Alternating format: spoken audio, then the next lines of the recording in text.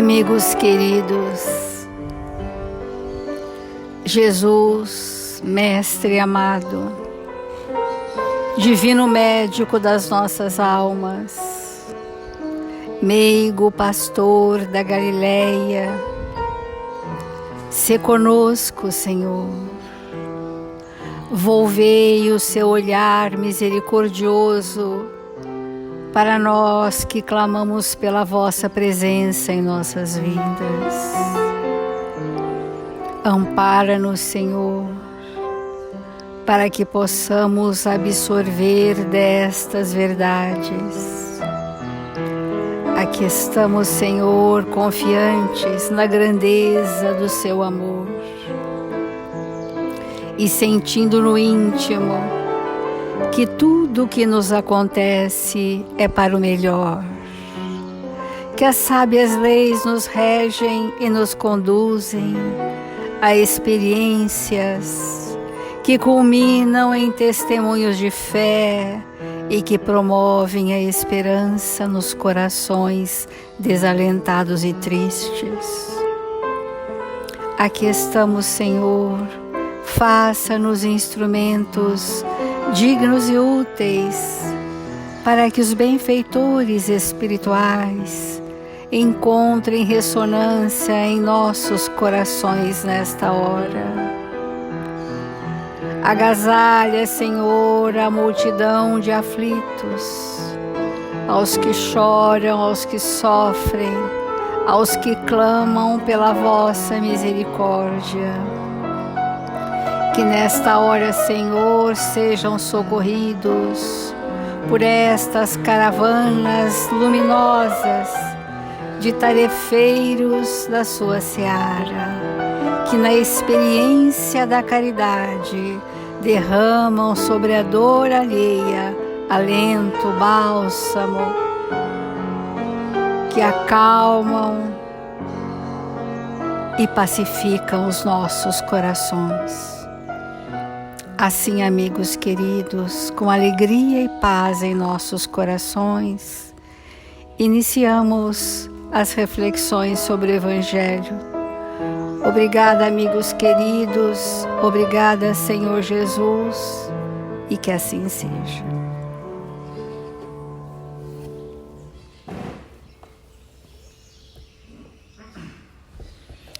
Do Evangelho segundo o Espiritismo, nós estamos falando da lei do amor, e o item 10 diz assim: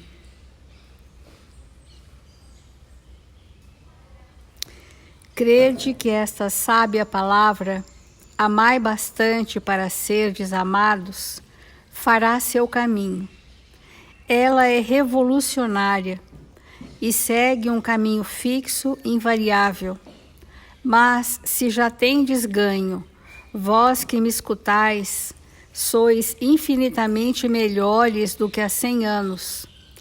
Tendes de tal modo mudado em vosso proveito que aceitais, sem contestar, uma multidão de ideias novas sobre a liberdade e a fraternidade, que outrora rejeitastes. Ora, daqui a 100 anos, estareis com a mesma facilidade àquelas que não puderam ainda entrar em vosso cérebro. Sansão, que é o autor dessa lição, nos diz que a conquista do amor verdadeiro é progressiva, por isso ele faz referência a 100 anos e faz referência aos 100 anos futuros, como estaremos. Para construir a liberdade, só somos livres quando respeitamos leis divinas. Somos livres quando essas leis já se incorporam em nós como um repertório espontâneo dos nossos espíritos. E para que essa liberdade seja construída, nós precisamos começar pela legítima fraternidade. E para que essa fraternidade se estabeleça, é necessário que o espírito tenha passado por situações muito dolorosas, porque ainda foi esta a linguagem que necessitávamos pelo nosso endurecimento. O nosso endurecimento era tal, talvez ainda o seja, que era necessário o aguilhão, né? Aqueles ferrões que mobilizaram a estagnação do nosso espírito no endurecimento. Porque temos falado todos esses dias sobre o egoísmo, que esse egoísmo nos endurece, né? O endurecimento dos corações, a indiferença, né?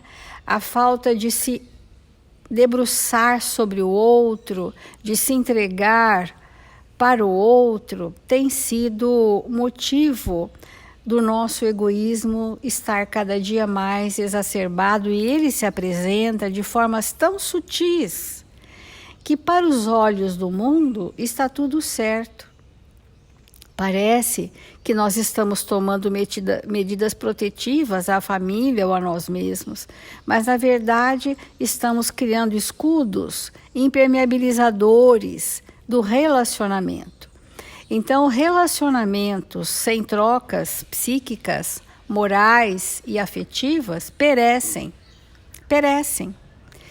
Eles estão fadados a uma diluição de vínculos progressivo. E isso acontece muito nos lares em que a família permanece, o casal permanece, mas não estão juntos há muitos anos.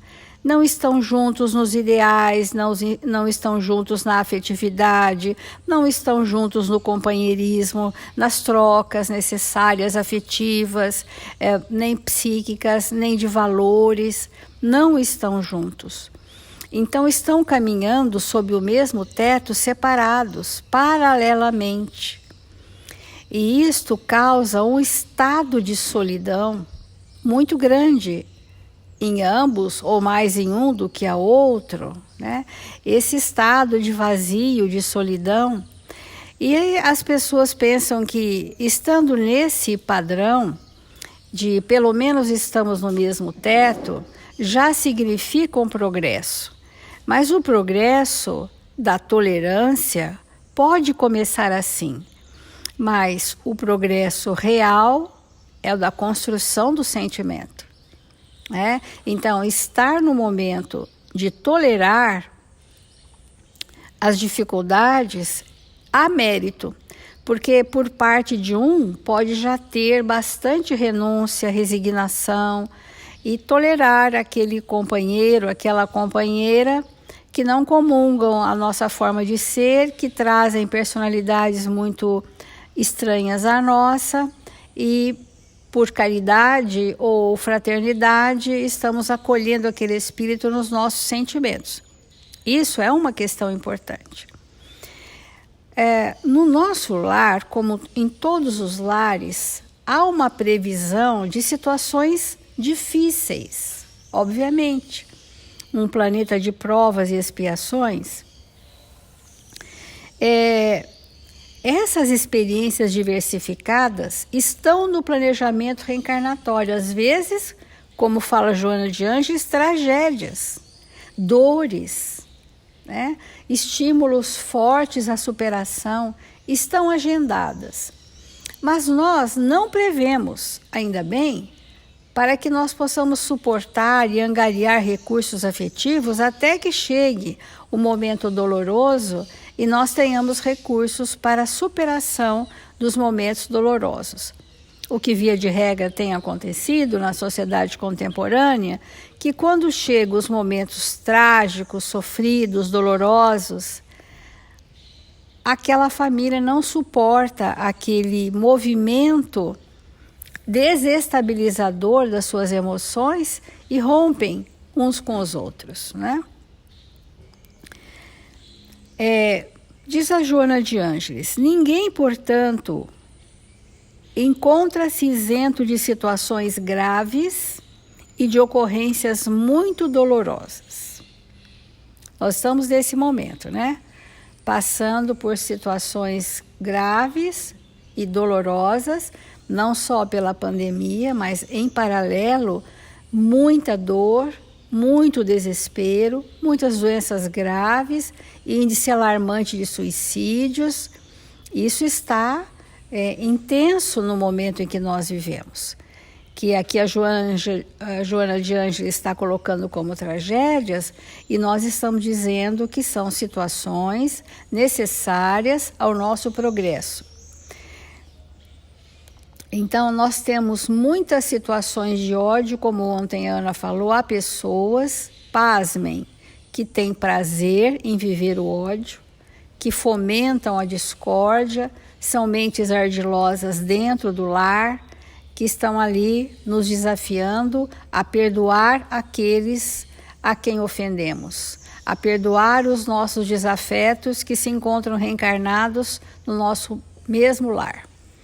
Porque há um fomento de que as pessoas devam se apartar para serem livres. Por isso que lemos no Evangelho que liberdade só são para aqueles espíritos que cumprem as leis de Deus.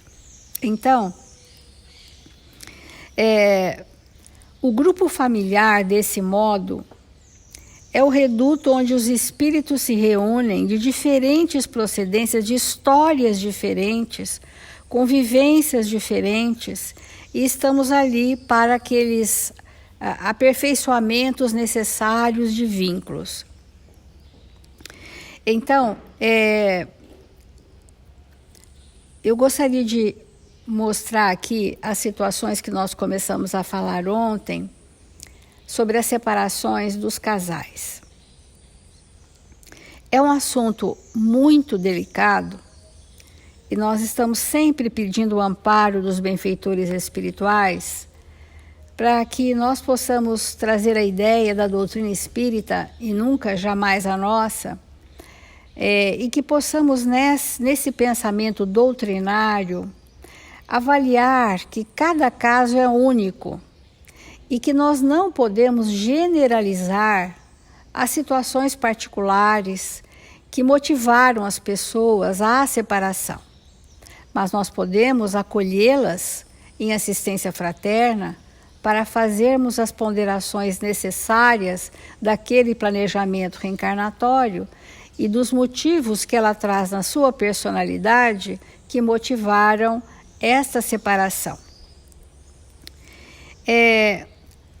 Nós falamos ontem e vamos reforçar hoje que as separações, elas aparentemente rompem um vínculo, mas não rompem um compromisso. O compromisso está agendado em nossa consciência. Então, em outra oportunidade reencarnatória, nós estaremos juntos novamente para refazer o caminho. Então, é a citação do Evangelho em relação: se alguém te pede a capa, dê também a túnica. Se te pede para caminhar 1000 passos, caminhe mais 2000. Os primeiros 1000 passos são para o ajuste com a lei, que é a reconciliação entre os desafetos. E os próximos 2000 para aprendermos a nos amar. Ninguém foge à lei. Então, para aqueles de nós que tivemos essa atitude e achamos que está tudo resolvido, que nós possamos muito orar aos amigos espirituais para que pacifique o nosso coração em relação àquelas pessoas com as quais nós rompemos vínculos reencarnatórios. Na dissolução dos vínculos matrimoniais, o que padeça a prole será considerado como responsabilidade dos genitores, que, se somassem esforços, poderiam ter contribuído com proficiência através da renúncia pessoal para a dita dos filhos. Muitas vezes as pessoas nos chegam vitimizadas porque um dos companheiros a abandonou. Alguém a abandonou. E esta posição de vítima, estou vítima porque alguém me abandonou, me deixou com filhos, não olhou para as minhas necessidades, esse olhar, ele é um engano. Porque muitas vezes nós, ao longo do tempo, provocamos a expulsão do companheiro ou da companheira. E quando aquela pessoa toma a atitude, nós nos vitimizamos, sem fazer uma avaliação de qual é a responsabilidade que eu tive em permitir que essa situação chegasse nessa culminância. Então nós queremos abordar muito esse caso, seja o companheiro ou a companheira, a responsabilidade de uma separação sempre são dos dois. É dos dois a responsabilidade. Porque se nós recebemos uma companheira, um companheiro com graves desajustes, qual é a nossa responsabilidade moral sobre aquela pessoa? De caridade, de amparar, de acolher, de ser fraterno, de ser amigo, de ser respeitoso. Mas quando a exigência, que é fruto do egoísmo, suplanta esse estado fraterno, as cobranças de que o companheiro ou a companheira devam ser diferentes chegam em graus insuportáveis. E uma expectativa que a pessoa não consegue cumprir, porque Jesus nos dá o tempo que for necessário para a nossa transformação, não sem agravantes. E nós queremos que de uma hora para outra alguém siga a fórmula que nós achamos que deva ser a da nossa felicidade, que é uma fórmula enganosa, pueril, cheia de fantasias. E a consistência verdadeira do amor, que é uma solidez, e quando o Evangelho nos mostra que o que é o amor é a resignação, é a renúncia, é o sacrifício dos interesses pessoais, é a abnegação, né? É a caridade. Ele mostra o que é mesmo o verdadeiro amor. E quando isso nos falta, nós fazemos uma lista de sugestões para que aquelas pessoas que conosco convivem sejam diferentes. Mas às vezes não é possível, numa única encarnação, alguém dar um salto apenas para nos agradar. Mas se ambos estiverem fazendo esforços legítimos, nós estaremos mudando a nossa personalidade. Ou seja, o desafio é, diante daquele que me é diferente, eu preciso mudar a minha personalidade. E não querer que ele se modifique para que eu não tenha que abalar nada na minha estrutura íntima. Para que eu fique no conforto, eu quero que você mude para eu não precisar mudar nada. E o chamamento do Evangelho é de outra natureza. Diante da dificuldade que eu tenho com o outro, eu preciso mudar a estrutura íntima da minha personalidade. E como nós vamos saber se o relacionamento é profundo? Quando estar com estas pessoas, que não é só o companheiro, a companheira, podem ser os filhos, outros parentes que convivam naquele ambiente, e até amigos, quando que eu sei que o relacionamento é profundo? É profundo porque mudou profundamente a minha personalidade. Para eu estar com você, eu tive que me estruturalmente. Aí, o relacionamento é profundo. Enquanto eu me mantiver impermeável e ter a expectativa de que as pessoas se melhorem para me agradar, esse é um estado imaturo do egoísmo, que não só vai dificultar o relacionamento conjugal, como qualquer nível de relacionamento.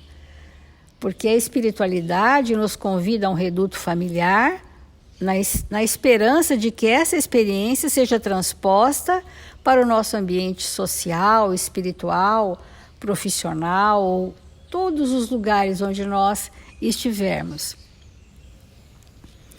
A separação é uma consequência, é uma solução muitas vezes legal, legítima, para situações que já estão rompidas. Então, nós temos falado que vai romper temporariamente, em outro momento isso se resgata.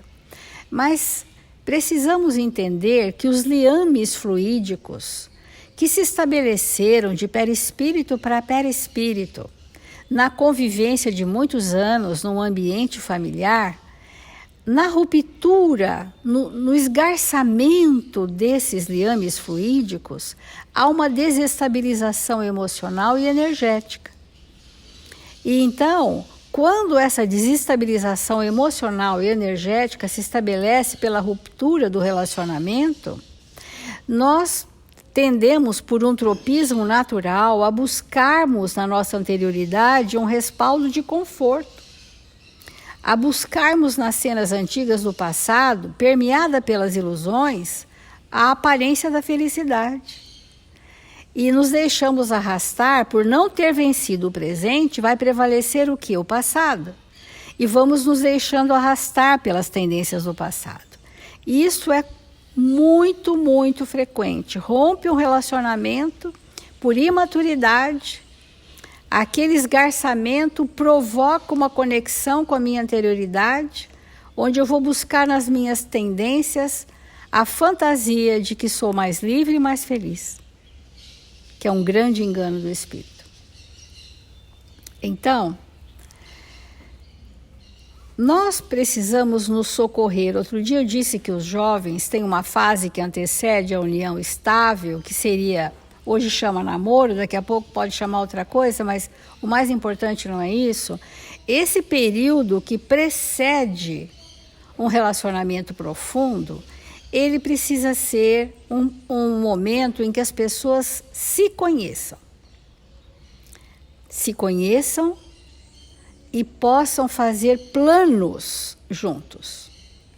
E os amigos espirituais responsáveis pela nossa reencarnação estarão juntos, facilitando que esses planos sejam coincidentes com os planos estabelecidos no mundo espiritual para uma vida a dois, para a formação de uma família. Então, a reconciliação é uma atitude nobre do espírito. Quando o Evangelho diz reconciliai-vos com os vossos desafetos enquanto estáis a caminho, é de uma grande sabedoria na lei do amor.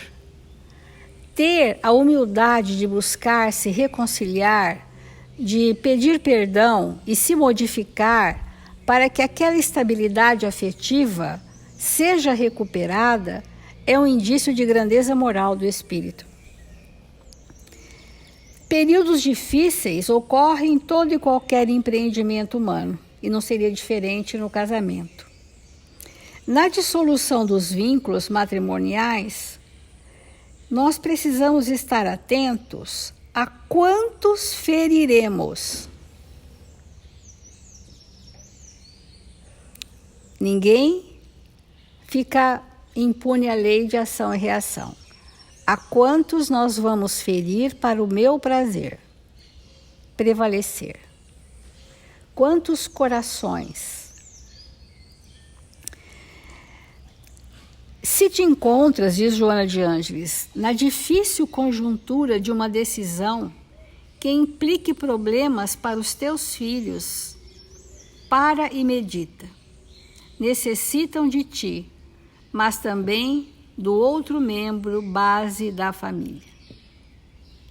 Porque às vezes, e a gente diz isso, né, para as pessoas que se separam, para os filhos, dizendo, olha, o papai vai continuar sendo seu papai, a mamãe vai continuar sendo sua mamãe.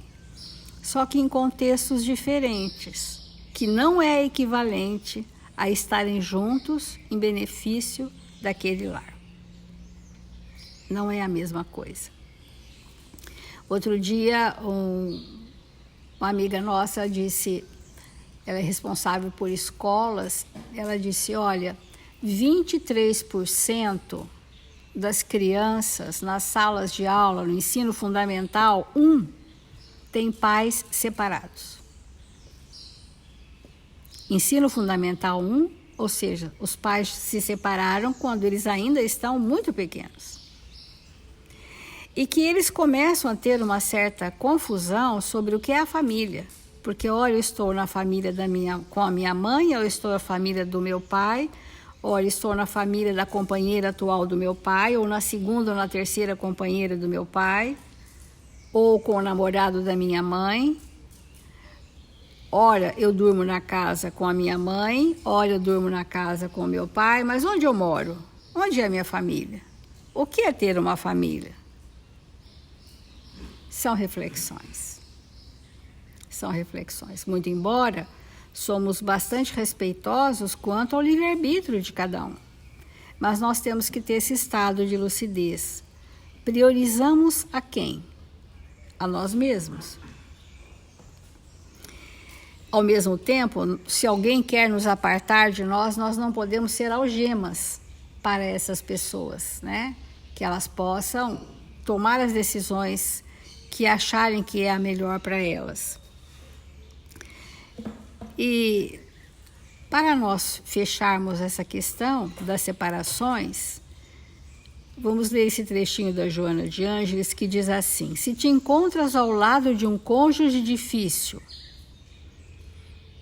ama-o mesmo assim, sem deserção, fazendo dele a alma amiga com quem estás em curso pelo pretérito, para a construção de um porvir ditoso que a ambos dará a paz, facultando desse modo a outros espíritos que se reinvincularão pela carne, a ocasião excelente para a redenção. Vamos prosseguir esperançosos de que seremos vitoriosos nesta vez. E a nossa vitória precisa ser sobre nós mesmos, de termos ampliado a capacidade de amar, tendo nos modificado. Então, que essa reflexão permaneça em nosso íntimo. Continuaremos sobre relacionamentos nos próximos dias. Muito bom, vamos fazer a prece.